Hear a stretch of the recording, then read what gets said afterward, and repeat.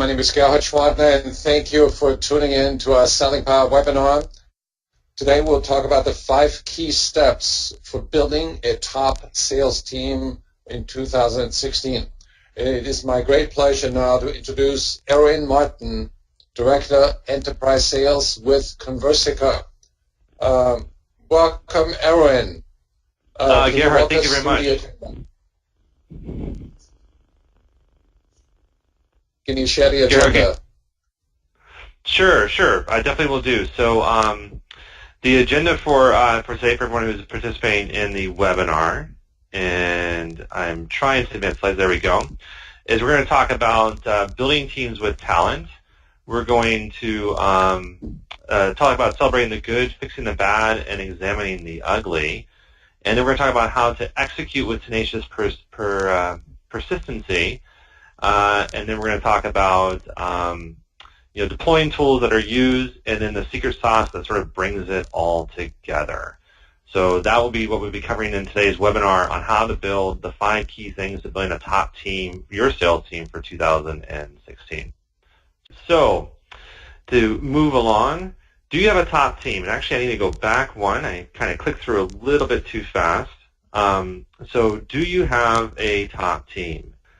So as you're looking at that, at your A and B players and what you have and what you sort of don't have, so what makes up your team? So who makes up your team is very, very key. You say you have A and B players. Well, what's that A player look like, and what's that B player look like, and how do you know that? And then with your team, as you're looking at that team of A and B players, how do you celebrate success with that team? What do you do to make that team feel like they are successful? The mix of A and B players, this is the key thing. How many of your reps are clairvoyant? And what I mean by that is, those reps out there, they can read the minds of their customers better than anybody. Usually kind of gets them into trouble when it comes to forecasting. And I'm sure there's a few of you who are sort of nodding your heads yes or no. Does your team deploy the latest tools? You're using the latest tools to help your A players be better A players and help your B players become A players. And then, do your teams actually challenge their customers? And now A players will always challenge customers. That's why they're A players. But do B players have the tool set to do so? So let's talk about also, do they give up? And that's actually kind of an interesting, thought process. You want a tenacious and persistent team, but do they know when to give up? When's the right time and when's not the right time to give up? So let's talk about what goes into building a team. So the first key step in building a team is being able to spot and hire talent. And as you're all aware, A players will only work for other A players. They won't work for C players. C players won't hire A players, and B players kind of can get away with hiring A players, but it's kind of how it sort of fits. And so when you're looking at that, you need to see where you get your A players from. Are you sourcing them from the right sort of talent pools? And it's very key. It's something we do at Conversica. That's where I work out. We actually source from very specific pools. And what we do is we then nurture those pools where we source from. So we're always giving feedback to our recruiters and where we get our sort of top candidates from. And then we kind of leverage that to only recruit from those pools. Now, it's also key to always find different pools because sometimes pools can get a little bit stale. But when you do find a good pool, like a good sort of oil well of top talent, you want to source from that talent. And that talent's got to have A players. And sort of speaking of A players, like I said, A players will only work for other A players. And you want A players that are social A players. You don't want lone wolf A players. You don't want A players that are just in for themselves. You want the ones that want to bring their friends on board, because what that happens is they will bring their friends and raise your team up. And that's very, very important. And why is that? Well, because successful people like to hang out with successful people. I mean, you've heard that adage, right? Look at yourself, look at the quality of your friends. Your friends are going to determine who you are when people are looking at you. A players want to work with A players want to compete with A players, and they will constantly push themselves and challenge themselves to move forward because they enjoy the competition. Now, part of that, sort of hiring talent is once you get that talent, you've got to coach to success. And John Wooden, if you're not familiar, was a former head coach of UCLA.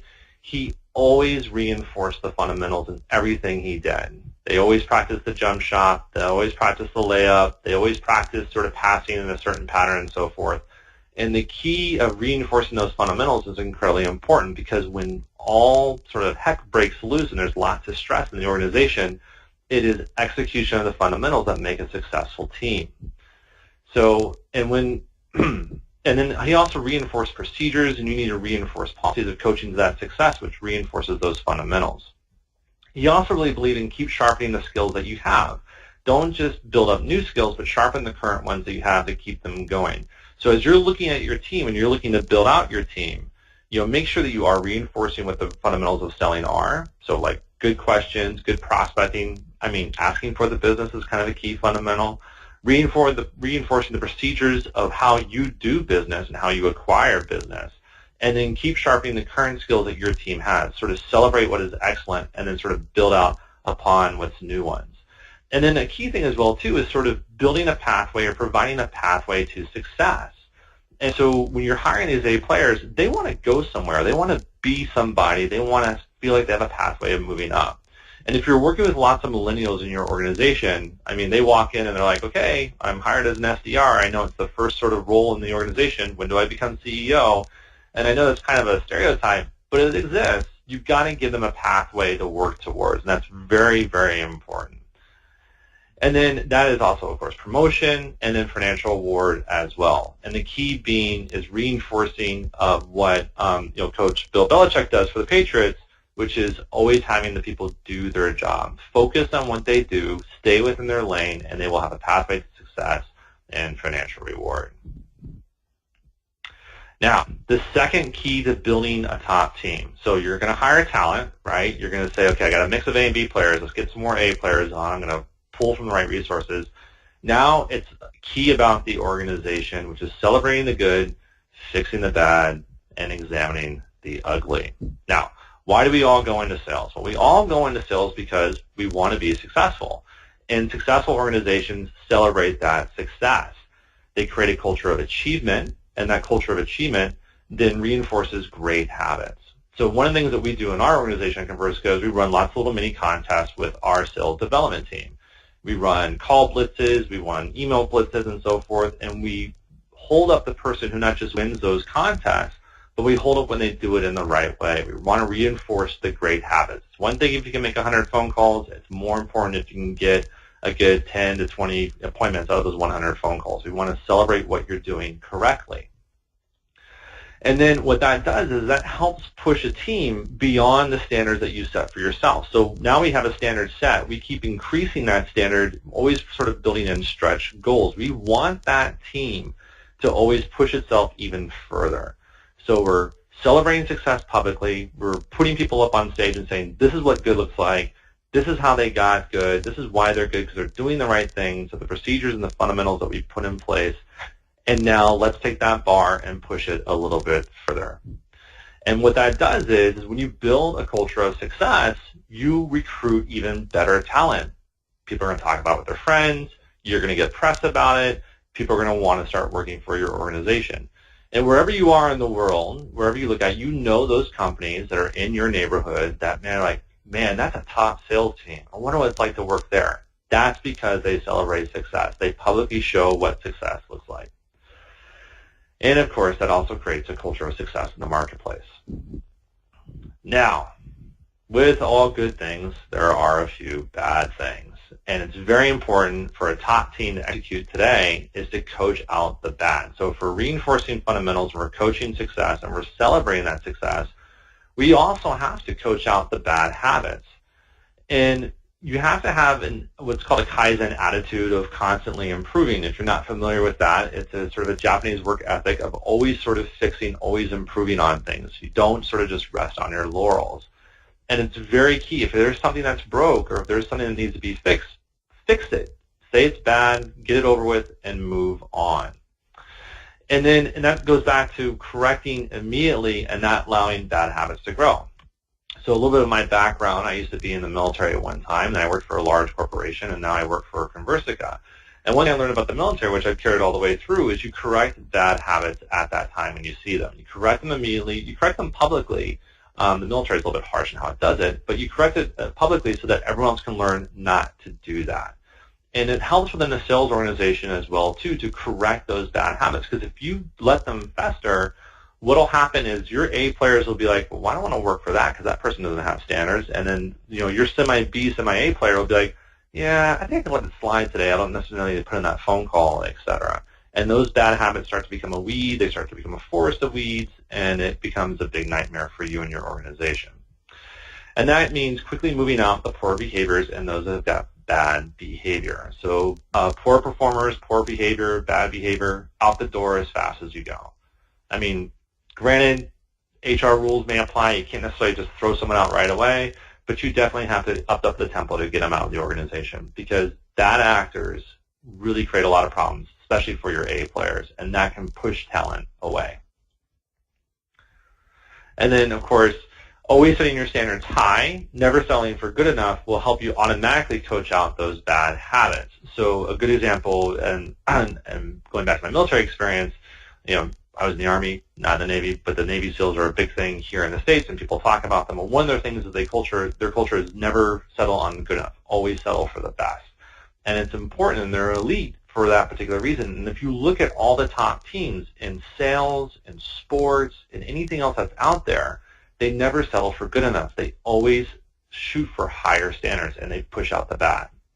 Now, we're talking about millennials, and millennials are a wave of coming into your organization, and you're starting to bring them in. They are also the generation of transparency. And so if you have an organization that has silos, that doesn't let one silo look into the other, you're going to have a tough time keeping the millennial, especially an A-player millennial, on your team. You have to shine a light on the ugly internally. Transparency is key. Creating that culture of transparency actually creates a culture of trust. It shows that you enforce standards. It shows that you lift people up. It shows that you celebrate those individuals, and you also show where you get things wrong, but you're going to work to fix it, hence that Kaizen attitude. And what that does is that culture of transparency, whether it be among internal teams, internal sales teams, and so forth, allows you to create a culture of competition that is one built around success. And also, you need to just not do it within sales, but push it out to other departments. Let marketing know what sales is doing. Let sales know what marketing is doing. Let customer success know how sales is doing it and what they sold and so forth. Creating that culture of transparency allows you to go in and save organizations and make sure that handoff of the customer journey through organization is one that is also successful and one that endears them to you. And we practice that at Conversica. We take what we call our strategic accounts, and we have everyone looking into it. How can marketing learn from that customer to better find other customers like that? How can customer success, pull in the salesperson in the right time to either find an upsell opportunity and to find other opportunities to grow within that organization? The salesperson explains to the customer success person how we sold that deal and so forth, so that when they go to install, they know what sort of areas are going to be trouble and what areas will be successful to have a successful launch within the organization. And so when things don't work and it's life, nothing works perfectly, don't sweep it under the carpet. Go ahead and say, yeah, that was not a good idea. Think New Coke. Not really a good idea. I just aged myself a lot for all you young people. Star Wars is coming out. Think of the first 3 episodes. Probably not really that good versus the older ones. So, yeah, don't sweep them out. Call them out, and it's good, and that recreates a culture of trust. Then discover why. Correct it if you can, if possible. End it if it's necessary if you end that program, and then move on. And that's really key in building a top team. So we're hiring talent. We're celebrating good. We're throwing out the bad, and we're saying, that's kind of ugly. Let's pretty that thing up. That's going to help you build a team for 2016 to win. Let me jump in with a quick question that I think would be appropriate to answer now. Somebody asked, do you leverage assessments during the selection process, for example, DISC assessments or a predictive index, something like that? Excellent. So in our selection criteria, we don't use any of those assessment tools for doing a DISC profile. What we do is we do a series of multiple eyes on a candidate. So what that means is we have one up, one down, and then we have one from the side. So one up, one down means if I'm bringing in an account executive or a sales development rep for my team, I'm the one up. I'm the one who's bringing them in. It's my manager above me who is down, who can push down and say, I don't want to hire that. And then we bring someone outside from our organization but knows our culture to interview them. So someone from customer success or someone from marketing. And then what that does is that paints a picture from all our key players within our organization to say that person's a fit. And we do that for our sales development role, for our leadership roles, etc. DISC is a way of doing it. You can definitely use assessment tools. It's a way of speeding up the process. You can even say I'll only hire from these schools, etc. It does work. We do a little bit differently at Conversica. Thank you. Excellent. So that moves on to the third key step in growing a team for 2016, and that's building a culture that never quits. And when we're talking about sales, you always want to fight to get an answer. And again, aging myself, if you haven't seen the movie Better Off Dead, it's a great old John Cusack film. There's a kid with a newspaper. He's a newspaper delivery boy. He's going to collect his $2. He really doesn't give up. He chases the guy down throughout the entire movie to get his $2. And being an ex-paper boy, that's pretty key. But a culture that never quits actually goes a lot beyond that. So no matter how much it hurts, no matter how much you want to give up, you're always in the fight is very important, because when we look at candidates, and this actually kind of goes into what you're asking, Gerhard, is we look at candidates. It's great to have a track record of success. I'm happy when there's an A player who's got lots of awards, has got sort of promotion, been given a lot more accountability. What I really want to know is what happens when the chips are down. A true A player never, ever gives up. So they are tenacious at a fault to get to an answer, or whatever it may be. In sales, we want someone tenacious to get to a yes or to a no. In another part of the organization, maybe something completely different. And when we interview individuals, that's one of the key things I really look for in their resume and in their history when I interview them. I want to know about the bad times. And if I get a hint, I won't get off of that until they explain more in detail exactly how bad it was and what they did. What does that tell you? Well, people learn from their mistakes more than they learn from their successes. And it's what they do with those mistakes, making lemonade out of lemons and all those type of things, is really, really important. And when you're sitting with a candidate and they can't have any mistakes, they've never had any mistakes, and you think they're an A player, they're not an A player because they've never really had their mettle tested. So, and a culture that never quits is a culture that's inquisitive to a fault. It's these individuals, and in our culture, we want them to always be learning, always wanting to know why the customer doesn't want to move forward with the sale, what they want to move forward with the sale, the pushback, and so forth. We don't just take objections as objections. We train our team to actually, what they call listen, clarify, verify, provide, proof, and close. It's sort of 6 steps. It's the clarification process where we want them to really dig in and understand deeply and even challenge the customer if that is a true objection or not. A players actually do this naturally. Your top players do this. You've been in a room probably with them, heard them on a call. It can get a little uncomfortable, and that's what you want. You want that customer to be slightly uncomfortable, to learn a little bit more, or provide up more information because they're getting to the right sort of question, getting to that yes or to that no. But the one key thing is you don't want someone who's just rude. We don't want obnoxious salespeople. You want someone who's politely persistent. And an A player, even in the tough times, they don't talk and complain. They mention how they took those complaints or what could have been complaints and turn them into a polite, persistent, or pushing it forward. Not looking at a Pollyannish view of the world, but really someone who knows how to politely push in a respectful sort of fashion. And then this is really key. They really, really believe in what they sell. They truly believe that what they are giving is earth-shattering. It's going to change the world. If they're selling concrete, they are the best concrete salespeople on the planet. They sell the best concrete. If they're selling Facebook, they think Facebook is the best thing since sliced bread and all those type of things. But they really believe it, and they live it. And when you're interviewing someone and you're building your team, and if you're looking at your team, does your team really live and breathe your organization? If they don't, they're not going to be around for a long time.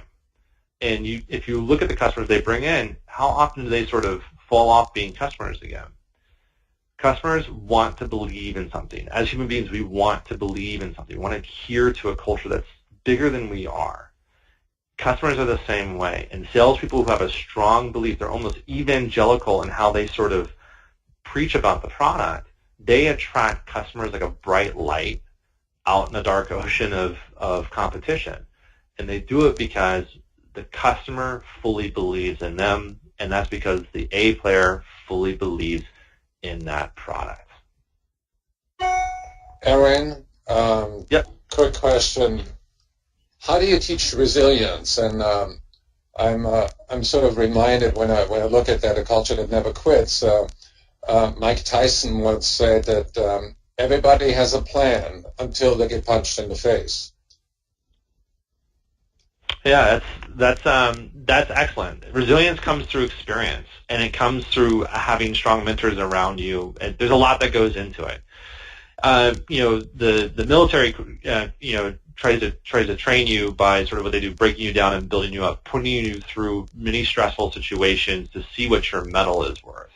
In fact, going back to the Navy SEALs, one thing they do during the BUDS, that's during their initial training, they push them to a point where they're almost full of exhaustion, and they don't yell at them and break them down in a way. They keep giving them words of encouragement. Their motto is find any reason to live, any excuse to finish the mission. And they do that to say you can do it. Don't give in to the complaint. Don't give in to the natural condition of humanity to be negative. Go find the positive things. I myself have been very lucky to be surrounded by very positive leaders. I've had opportunities to work for not very good leaders. And it's during those tough times I've had to remember for myself, go back to the fundamentals, do what you do well, remove the complaints that you can't control, focus on your lane, and execute. Going back to that Bill Belichick photo, just do your job.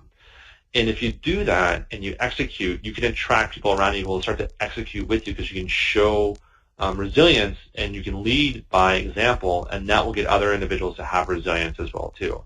The courage of one man makes a majority, according to Andrew Jackson, and that's what it really is. And what he was talking about that one time, or you could say, is if you show some leadership, you can build resiliency around you. Or get punched in the face. Awesome, thank you. Yeah. There's a lot of data out there that talks about, and it comes from different areas. It comes from serious decisions and those type of other sort of renowned tools. They say that about 80% of the time, sales reps supposedly don't spend their time doing actual sales activities. So it's good to see that your organization is a little bit different. There we go. So, and that goes into step 5 or step 4 of the 5 key steps of the building a top team for 2016 is how can you get that 35% even lower? How can you really get them, almost someone want to say 90% of the time spent on certain activities? We want to give them a little bit of a break. But how can you get that lower? And that's actually looking now at your technology stack and the different tools that are out there that can be deployed that are really used, that really do provide value for your team. There are lots of tools out there in the universe when it comes to selling tools. I think there's a tool for anything you possibly think of when it comes to sales. And what's key is you have to find tools that really maximize the sales rep's time to do the most valuable thing, having a conversation with an actual customer. So make a joke, one of my other former sort of hats, I used to work in pharmaceuticals for a period of time. That's also known as a legal drug pusher. And we used to make a joke is, does a rep actually know what a doctor looks like? Have they actually ever seen one beyond what they saw on TV? And that's because we were doing lots of things where we weren't optimizing our time. So one of the tools that you need to look at is what can you do to optimize prospecting. I'll kind of show you what we do from our point of view within Conversica. You may do things a little bit different, but I can talk about some of the tools and why we use them. So one of the things we do to optimize our prospecting is we want to identify who our best customers are, obviously, and we want tools to help us identify those best customers. And then my SDRs, I don't have a team of researchers, so I want them to have tools that are going to best research our best customers. So we look at key customers we sold before. We go through their LinkedIn profiles. We kind of see what their history is, and we were able to build out what that person's like. So for us in our organization, the key customer we sell to, director, VP, they stay in organizations for about 3 to 4 years. They move around. They don't stay within the same organization. They're constantly moving to something that's sort of emerging, mid-market, about to explode and maybe go into an IPO. We don't necessarily work with startup individuals because they never have money, and we don't work with really large corporations because they're really slow. And we were able to find those key decision makers have a unique profile. And so we know then to show our reps, we've researched that. That's what you need to look for when you're researching, and then take that information as fast as possible and get it into the system so you can start working it right away. And then what we do is we constantly keep scoring our prospects on the back end. That's where I work with marketing, hence this culture of transparency we're talking about. They're using tools to help keep the right prospects focusing up and always stay in the front of my sales development reps.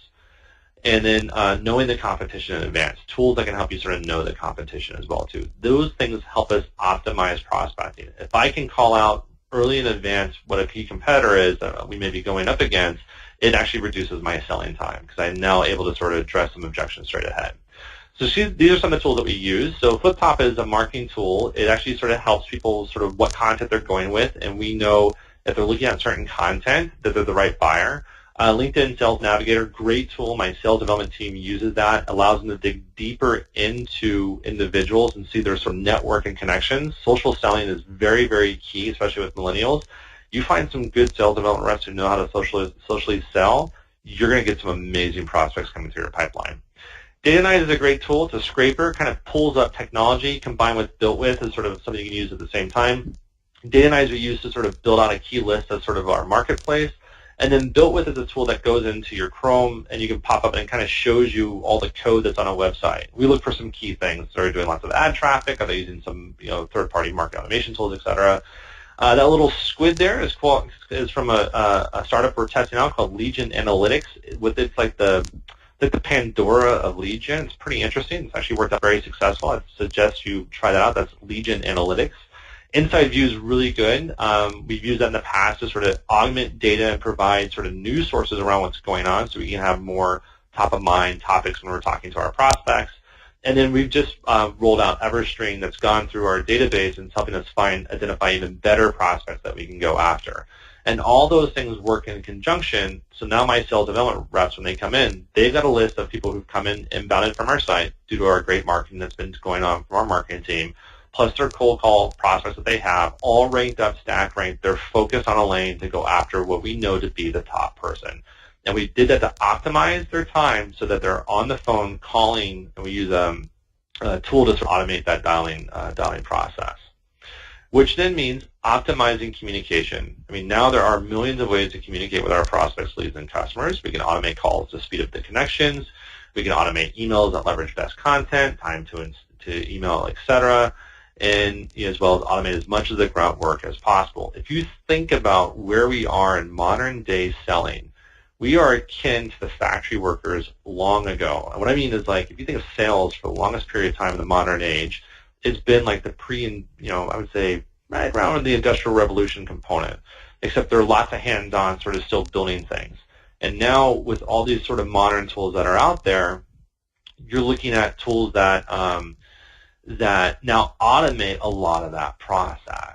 And so think of it as now we're in a factory where we're using parts over and over again, right? Think of Ford. Everyone's got a Model T in their garage and so forth.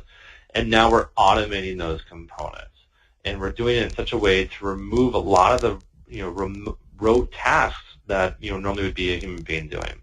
So power dialers like InsideSales.com, New Voice Media. We actually use Connect and Sell, so our guys sit there and calls are brought into them.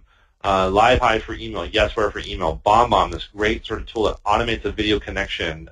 It's also one of our customers, which is a really great story as well, but they automate sort of a face-to-face email, video through email. It's really, really cool. TalApp, Serious Insights, Dial Source, even our own product actually does a lot of automation components as well too. All those things serve to do one thing: keep consistency within the organization when it comes to messaging and branding, and then remove that sort of inertia from the rep to not make the call.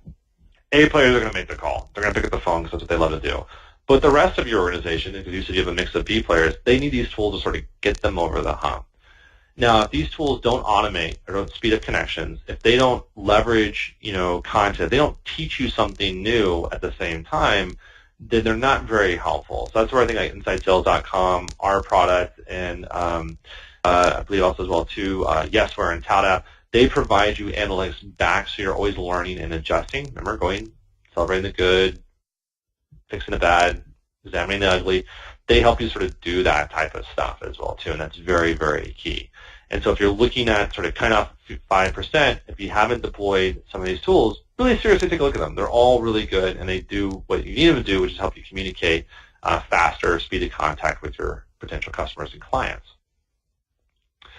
And then lastly, you want to have tools that really sort of optimize selling time. And when it comes down to the end of it, you want to keep all non-sales meetings short, sweet, and agenda-driven. There's some great tools out there to sort of help automate that process. You want to remove all obstacles to sales. Now, salespeople think that everything's an obstacle, and so you never can remove all obstacles. Once you do, they'll find another hurdle to put themselves in, to complain about sometimes. But, if you can remove obstacles that are process lane that don't make sense, that don't do anything justice for the customer. Think of it from the customer's perspective. If you were buying from you, would you want to buy from you? And if you've got a process or procedure that creates an obstacle to buying, get rid of it, because you're really hurting yourself in the long run. Remove needless form filling. Keep the reps in front of customers at all times if possible. And these are some of the tools that we deploy to make that happen. So we use DocuSign for all electronic signatures. We're right now evaluating either Steelbook or Aptiv for click to quote and so forth, so that when my rep gets off a call and they say, hey, great, send us over an order form, click, done. They don't have to spend time picking out what the product is, kind of figuring out the math and so forth. It does it for them, and it's in the person's inbox, and they can sign electronically on their cell phone, and the rep knows, which is really cool because DocuSign will tell them when the person signs, and they can go celebrate and have a really grand old time. But that's all. If you think about that, like, how does that optimize selling time?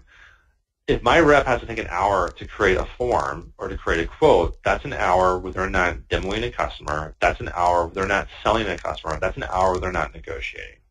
And I want them in front of customers, whether it be over the phone or through the web or in person. I want them in front of customers, because when they're in front of customers, they're learning, they're teaching the customer, and they're basically taking control of the sales cycle throughout that entire process. So definitely find lots of tools that optimize that selling time. So we've covered hiring talent. We've covered sort of, celebrating good, fixing the bad, examining the ugly. We've talked about creating a culture that never quits. We've talked about deploying tools that are actually going to be used. So all these tools, if your reps don't use them, get rid of them. If they're using them, use them. But definitely deploy tools that use.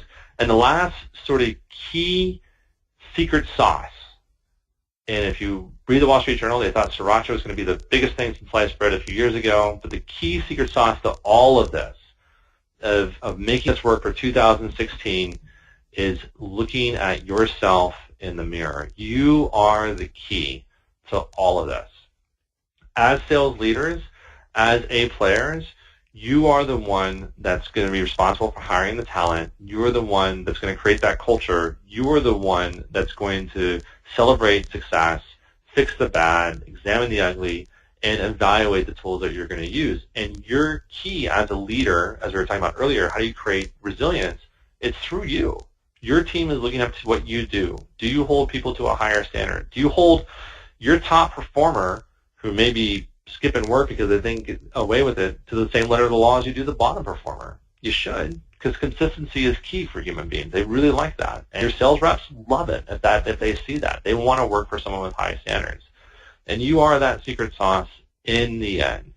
So with that being said, I think we'll open up the floor to some questions. Well, actually, first, what did we learn? So we learned that top teams that find gold, they hire talent, they continuously coach the fundamentals, they deploy tools that keep the reps focused, they celebrate their wins, they fix bad habits, they examine losses openly, honestly, transparently, and they are a culture that never ever gives up, and that you guys are the key. And that being said, now we'll open up the floor to some questions.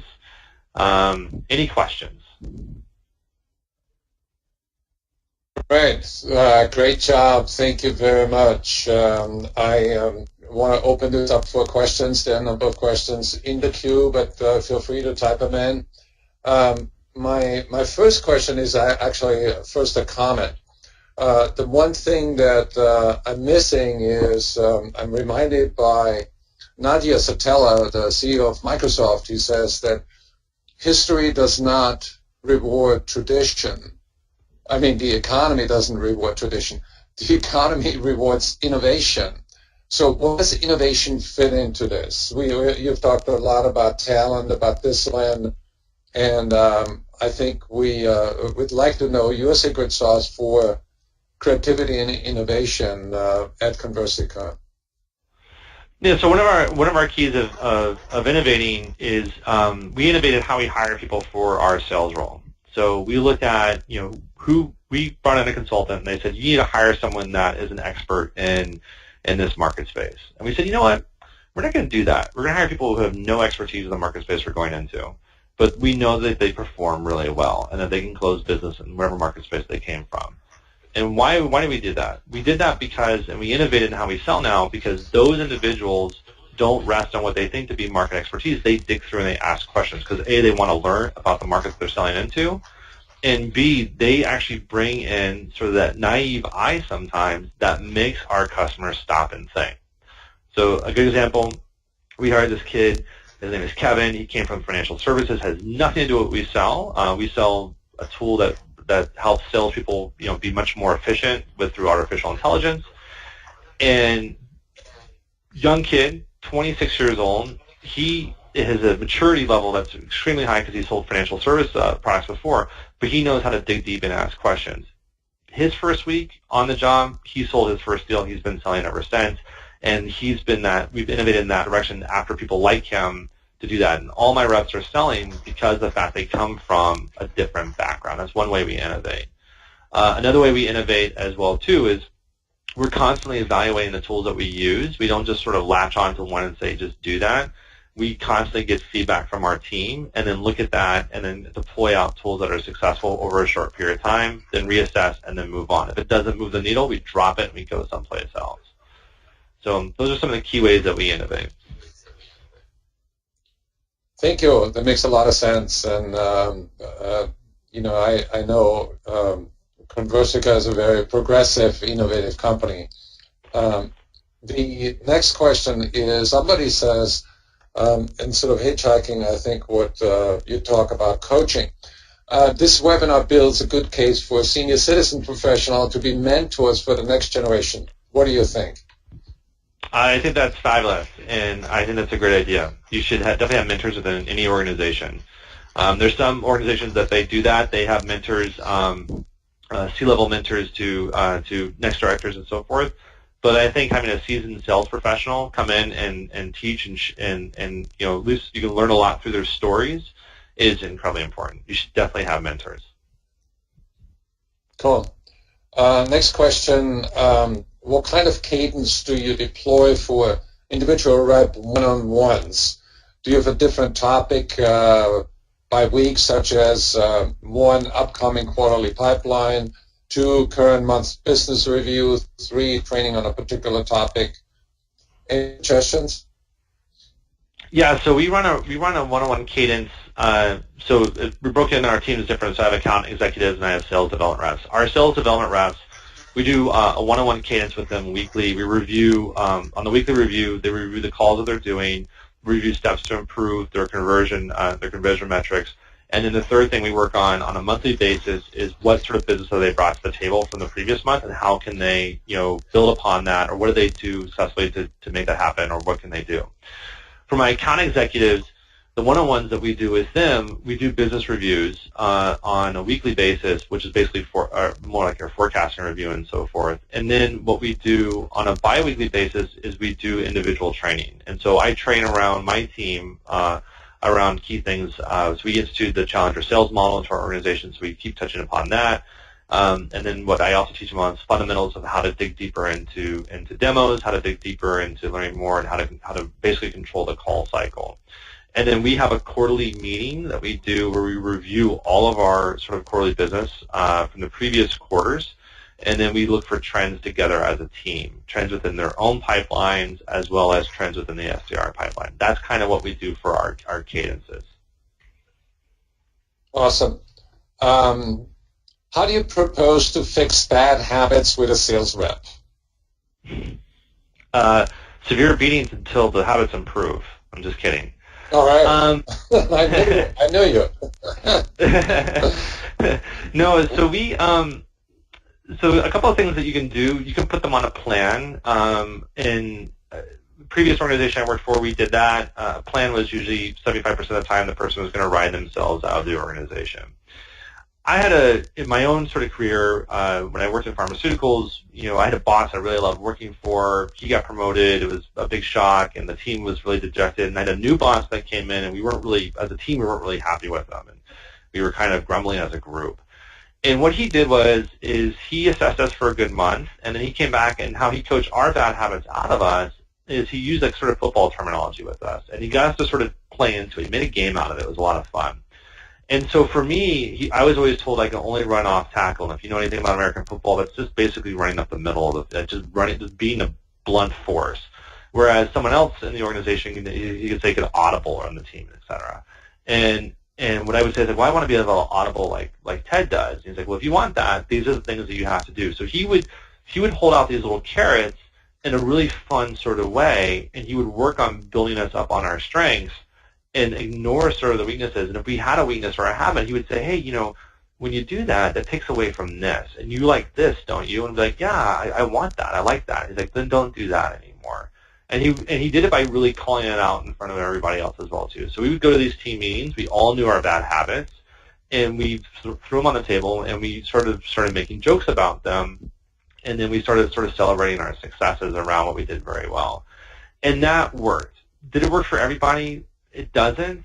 We had one rep. She wasn't really good. She did go on a plan. She moved out of the organization. But that's one way of doing it. In my team, what I do now with Conversica to coach out bad habits is, one, I lead by example within the team. And then, two, we do a lot of that celebration. And then the third thing we do as well, too, is we hold everyone to the same standard.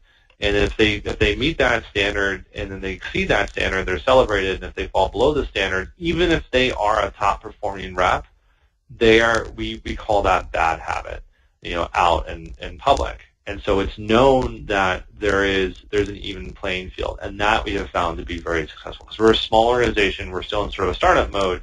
I can't do all those sort of formal procedures through them that you would normally do. There were a number of questions where people ask about the presentation. Aaron, what tools can you recommend for analyzing and measuring performance metrics? It's very key. It depends on what metrics and KPIs that you're using to measure performance. There's a number of different tools that you can use. One of the tools that we measure for our KPIs and our performance is we actually, there's a free version of Watson, IBM's Watson. You can try it, sign in for it. You have to load your data up, but it really gives you some really neat predictive analytics that you can see into how you sell things, where you're selling to, what are your trends and so forth. I highly suggest it. It's really, really neat, and it's, like I said, there's a free version. Some of the other tools you can bring in, if you're using a CRM system, we use Salesforce, some tools that we've evaluated, one called Implicit, one called Top Ops. They're pretty cool. They sort of start to show you some of the metrics that are going on behind the scenes that you kind of think you know, but they really sort of bring it to the forefront. Like, who's talking to who. So when we look at my SDRs, Implicit could show us who spends the most time talking to C-level, director level, VP level, and manager level. And for us, C-level is okay, but it's really the director and VP that we sell to, and anyone that kind of falls outside of that elongates the sales cycle. Top Ops is a really neat tool that can show you some of the basic steps if you're hitting your KPI and then help you predict your forecasting. That's a wonderful tool as well, too, to sort of do your metrics measurements. I'm a data person. I'm not truly a data scientist, but I do like to take stuff out and test out other tools like Tableau and so forth. But remember, the data you put in is only as good as what you get out of it. And in the end, it's what do you do with that data? So we use, and the reason why I mentioned Watson is we use Watson to reinforce what we know about who we sell to and where we're selling to and what verticals we're selling in, because it was able to extrapolate out, which Salesforce wasn't able to do for us very well, how we're selling and what we're doing. And that's a key metric that we then use as a coach to our SDRs of who to look for. We've shared that with the marketing team to help them sort of improve our marketing message, and they share back to us what they've learned as well, too. And then we've shared that with the executive team and making decisions of which verticals we want to chase after and so forth. Thank you. Next question. Tell us more about building a championship sales team where you hire players with certain sales strengths to construct a winning team. My philosophy is that you hire top players, drive and grow those strengths, whereas the mix of the team, where the mix of the team covers weaknesses, you win because of the diversity of the team and each individual sales skill set. I think that's more a statement than a question, but love to hear more about building a championship sales team. So the one thing I look for is, so there's one thing you want to look for across the board, I think, for everybody, and you have to see if someone is as a cultural fit for your organization. That's a key thing. So in my team, what I'm looking for is I'm looking for a bunch of people who are persistent in doing, and they'll do their job without having me have to watch over them constantly. So I want independent thought. I want independent actors, but when they don't know, I want them to come to me so they ask. I can train them, and then they know. Now, that being said, I have individual performers that are all different. So I've got Kevin, who is very mature for his age. He is great at being super duper inquisitive. I've got another individual, Steven. He's actually, the way he presents and the way he actually presents his cadence of presentation is amazing. He gets people to listen and buy. He doesn't really ask that many questions. I've got another kid we've just promoted. He's really hungry, so he's very raw, so he's a little bit aggressive and leaning forward in the saddle. And I've got another person who really knows how to maneuver through an organization. That's my account executive team. And I want them all to be different because we can tag team on each other's presentations if need be, and they can help the other person. I don't want everyone to be like Kevin. I don't want everyone to be like Steven. I don't want everyone to be like Charles. I don't want everyone to be like Daniel. I want them to know what their strengths and weaknesses are. And we call them out on each other on that sense, and we complement each other. And then I can come in and sort of helicopter in as need be. I'm not like a helicopter parent, like always hovering over them, but I can come in as need be to help with technical assistance or much more contractual things as well too. And in that process, I'm training them how to do it on their own. Now with the SDRs, what we look for is we're looking for someone who just has the raw talent to want to get through and make some money. That's like the basic goal. And then what we look for is we look for different changes, tone of voice. We look for how they how inquisitive they are. We don't just want somebody who's going to plug and play into a seat. We want them to have career paths. So we even ask them their ambition, like, what do you want to do in 3 years from now? What do you want to do in a year from now? Like, where do you want to go? Do you want to be somewhere, or do you just want to be an SDR? And based off of those answers, we want people who want to move forward. We then sort of look at, and we can sort of stack rank them and say, okay, this is what you're really good at in your skill set. This is where you're weak at in your skill set. You need to work with this person, you work well with this AE, and so forth, and we're able to sort of plug and play them into that way. And I agree. The diversity of the team is what makes the team successful, because there are people who are good and they're going to match up with different customers, but they all have the same culture, and our same culture is one of being very persistent and one of holding each other highly accountable publicly. So, and that's our culture, and we have fun doing it. And that's the culture that we want to build. And if you can't fit into that culture, if you can't sort of take that, then you're not going to be a good fit for us, no matter what, if you're an A player or not. And those are some of the things that we look for. Great. There are two different people asking a very similar question about selling value, and I'm going to read one. In today's competitive landscape, we find that we must train our sales force to sell the value we provide like never before. What strategies can you recommend to sell value of products or services rather than just dropping the price? So that's an excellent question, and I think that's something that all salespeople really struggle with very well. I recommend a couple of books to read, and then you can impart with your sales team. So the first book I recommend is by Jeffrey Gitomer, called The Little Red Handbook of Sales. And he really talks about how do you get the value, what is value, and how do you sort of present that value component. And then the other one is, which we've instituted in Conversica, is the Challenger Sales Model by CEB. And what they talk about is there's the 3 T's. It's teach, take control, and then tailor the message to bring that value prop up. So our tool, and I'm not going to turn this into a huge pitch for us, our value prop is we use artificial intelligence to make a consistent decision on leads for organizations. Now, how we do it looks very similar to what everybody else does, because we use email as our methodology. What we train our team is don't focus on the what of what we deliver in the sense of like how we deliver it, but focus on the value component, which is that consistent decision. What does that mean to an organization? And call it out. So a lot of hard times when reps have a hard time selling value is because they're afraid to call out what they do. Be proud of what you do and call it out, and that's how you do it. And so so we put money, we put dollars and cents around that value. We sort of teach the customer to look at their business a little bit differently about, yeah, you can hire someone to do that, or you can use a different tool that doesn't really quite do what we do, and you're putting X amount at risk. And are you willing to live with that? Well, maybe you are, but this is what happens down the road, et cetera. And the value component that we build around is the value of trust that we can bring in better numbers for the organization, revenue, which is very, very good, and then sense, I say fear in a very light way, but really sort of the fear of the unknown. And that's why I actually call teaching the unknown is a value prop as well too. So as you're looking for your team, instead of just dropping the price, teaching the value of the unknown to the customer. If you teach them something they didn't know, that's much more valuable, and you could be selling cement, and you're going to make a lot of money that way as well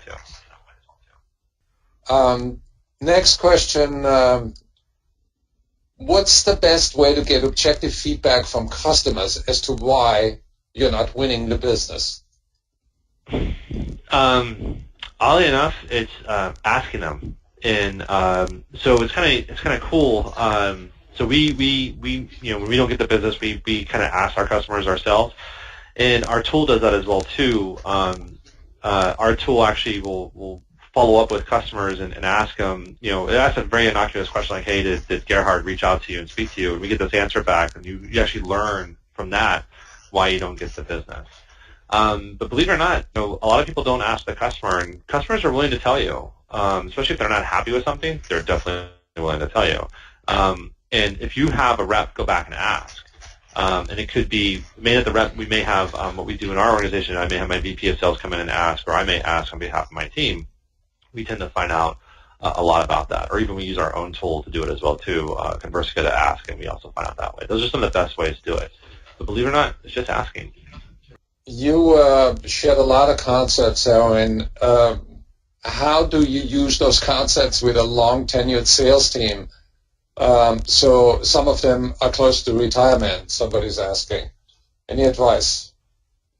I think for them, it's you have to really build upon their fundamentals and create the fun of sales again for them, especially if they've been around for a period of time. They can be a little bit jaded. And then, really focus on what they do very well, and always slowly introducing new to them to sort of enhance what they're currently doing. I've worked with a team that had tenured sales reps that have been into territories that have been poor performing for a very long time. And this ship you can't just turn on a dime, so you have to sort of, slowly show them progression and change, and really celebrate the small victories as really big victories. That's how you sort of turn a tenured sales team.